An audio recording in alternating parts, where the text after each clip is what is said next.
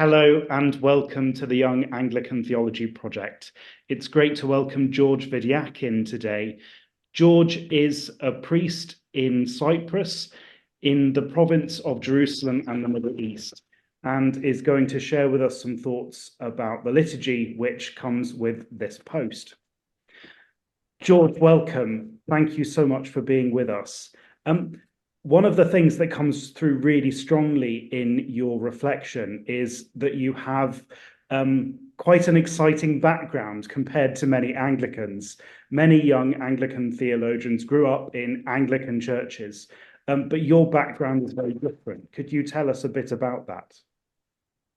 Yes, of course. Well, I will start from the fact that I was born in Russia and I'm Russian by my origin.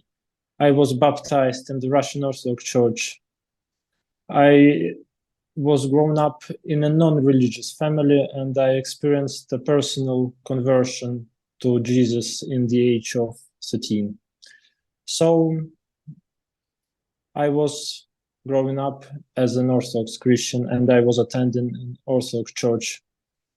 After school, I decided to study theology in the Orthodox University in Moscow.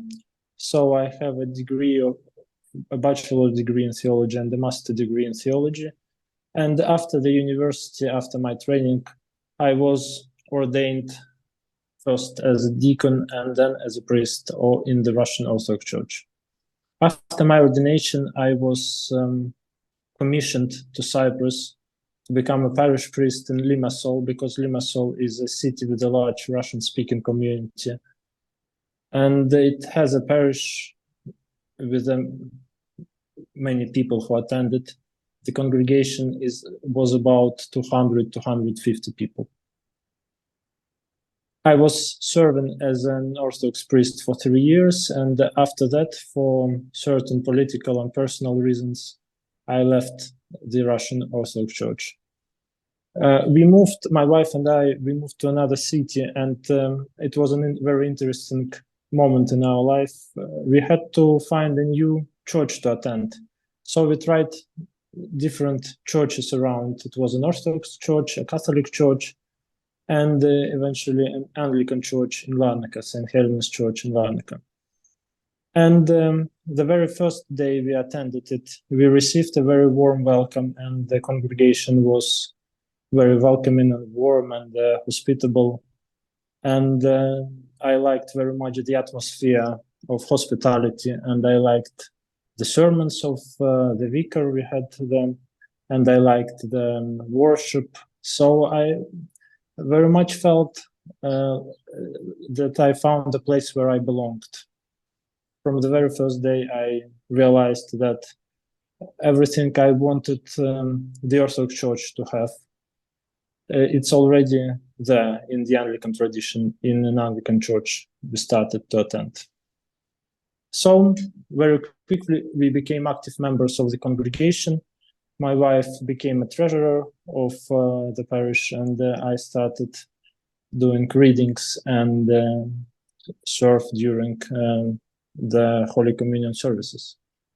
It was in the year 2019, the very start of the year 2019. And in March 2020, right before the first lockdown we had in Cyprus, and I mean 2 or 3 days before it, I was officially received in the Anglican Communion by our bishop. Our bishop and our vicar both were aware that I was ordained in the Orthodox Church. So our vicar, who also was the director of ministries in the diocese, he asked me if I wanted to resume my ministry as an Anglican priest. And I gave it some thinking, and I decided that yes, I would like to do this. And obviously I had to go through a certain procedure, selection procedure. And because of the lockdowns and all these upside down things, the conference was postponed 2 or 3 times, and I had to wait for 1.5 years before I could participate in it. So finally, it took place in May 2021, and obviously I participated in the conference, and our bishop decided that I can be licensed as an Anglican priest, and this happened in October 2021. Great. And since then, I serve as an Anglican priest in the Church of Saint Helena in Larnaca. Thank you. Congratulations. It's Thanks. such an amazing thing, and must have taken great boldness as well as patience going through that discernment and that process.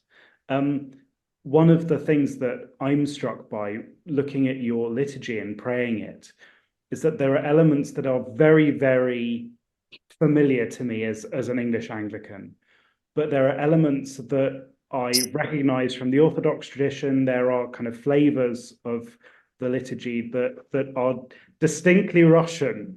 Could you talk a bit about that way that you've brought your Orthodox heritage into Anglican liturgy?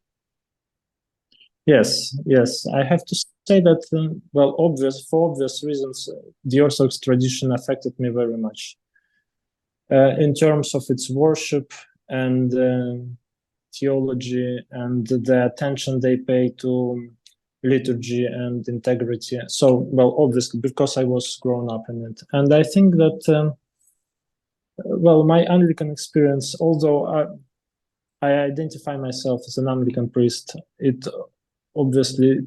bears some traces of my Orthodox experience.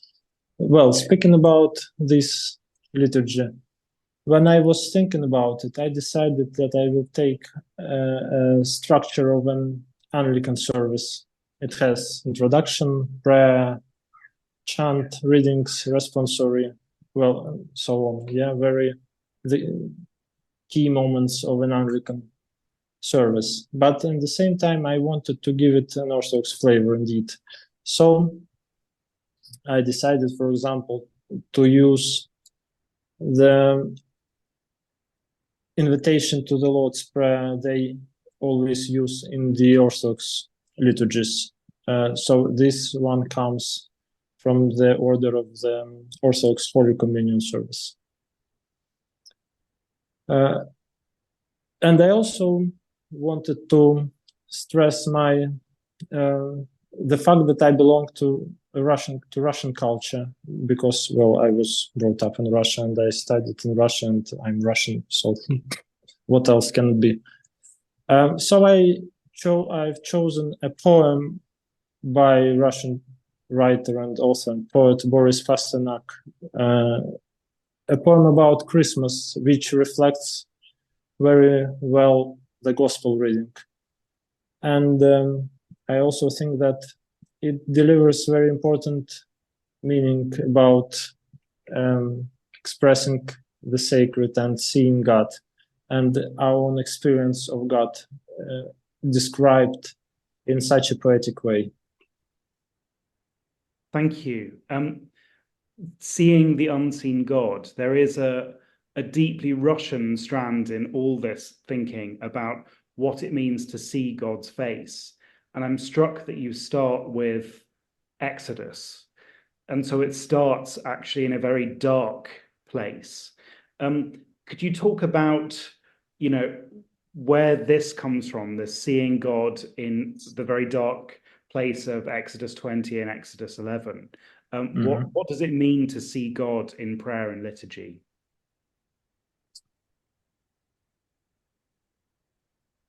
Well, I honestly believe that we can experience God in very dark moments of our lives and of our personal experience. Of course, we can experience God in joyful moments as well. But when we live through very dark moments, it means that, for me, it means that God comes closer and that we can experience God in a very direct way because as I believe it was Oscar Wilde who said that suffering is the greatest revelation we can experience. And Jesus himself gave us the example of suffering. And I believe that people who suffer they imitate Jesus in this way.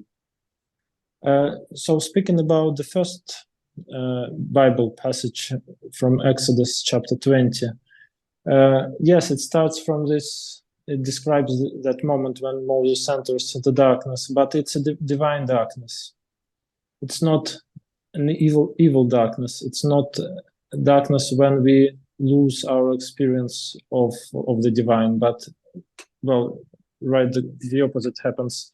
It's the divine darkness when we experience God the most direct way possible. And it's called darkness because simply it cannot be described with human words, and we cannot fully understand what it means, what is God's presence. So the Bible picked this word, darkness, to describe this condition, these circumstances of God's presence and God's appearance to Moses, Moses' experience of the divine.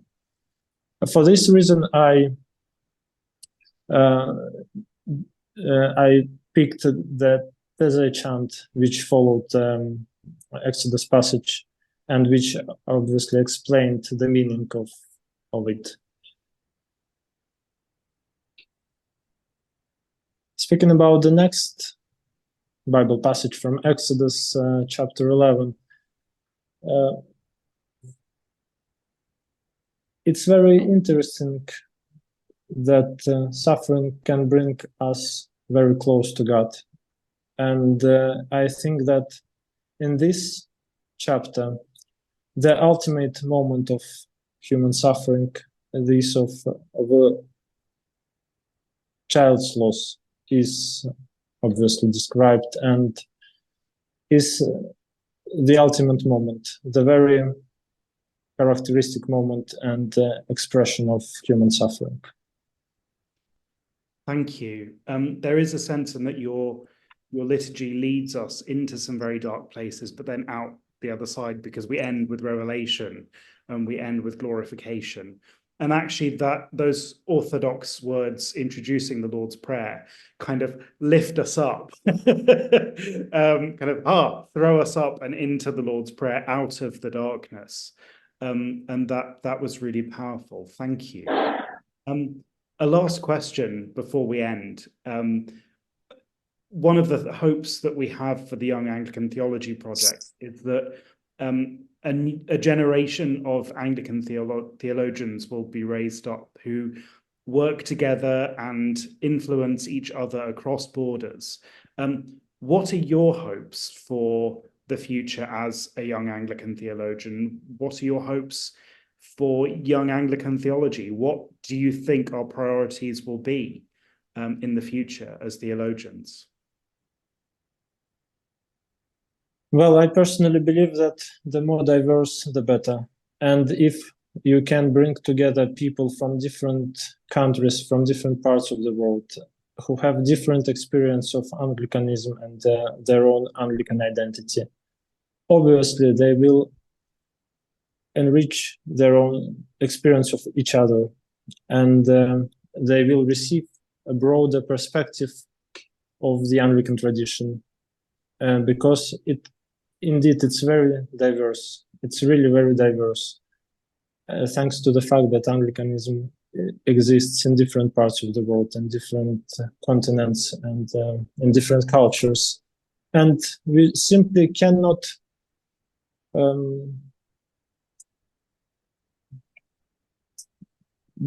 conceal the fact that it's diverse and that there is multiculturalism in the Anglican tradition. And the closer we come to this, the better. Thank you.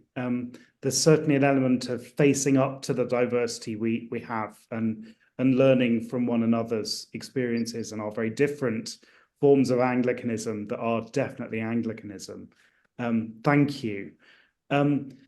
All that remains for me to do is to thank George Vidiakin. Thank you so much for sharing an element of your theological work with us, and to invite you to join in with our online seminars, which have interpretation in Portuguese and Spanish. and to look at our website, younganglicantheology.org, where you can find details of the posts we're publishing with the work of young Anglican theologians, and also opportunities to get involved yourself. Thank you very much. Thank you. And bless you all.